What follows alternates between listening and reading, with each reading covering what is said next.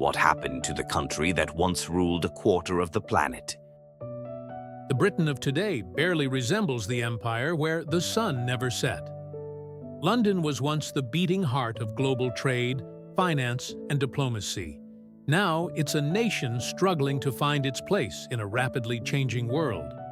A century after King George V ruled over the most powerful empire in history, the United Kingdom feels tired.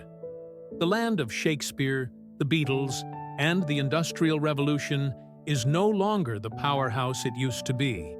The economy is stagnant, public debt has exploded, the NHS is collapsing, and politics are drowning in scandal.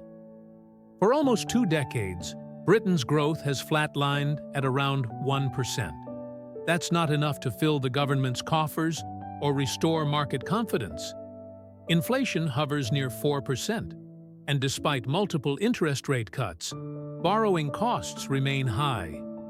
Businesses face rising energy prices, weak productivity, and declining exports. In short, the British economy is stuck in neutral. And it's not just the economy. The political climate looks like a bad TV drama. Deputy Prime Minister Angela Rayner resigned after a tax scandal that saved her tens of thousands in stamp duty. A week later, former Ambassador Peter Mandelson was fired over his cozy relationship with Jeffrey Epstein. The scandal, now called Labourgate. Even Prime Minister Keir Starmer hasn't escaped criticism. Lavish gifts, luxury trips, VIP event tickets, hardly the image of an austere leader. And when your chief of staff earns more than you do, it doesn't look great. Public trust? Almost gone. Meanwhile, the NHS, once Britain's proudest symbol, is on life support. Over 250,000 healthcare workers are missing. Patients wait more than 12 hours in A&E. Cancer treatments are delayed. And exhausted doctors are quitting. A 10-year reform plan is being discussed, but many fear it's the beginning of the end for free universal health care.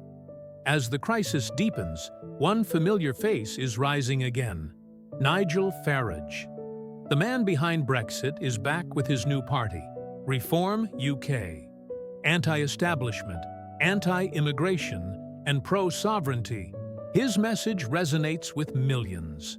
According to YouGov, 32% of Britons now view Reform UK favorably, more than the current government.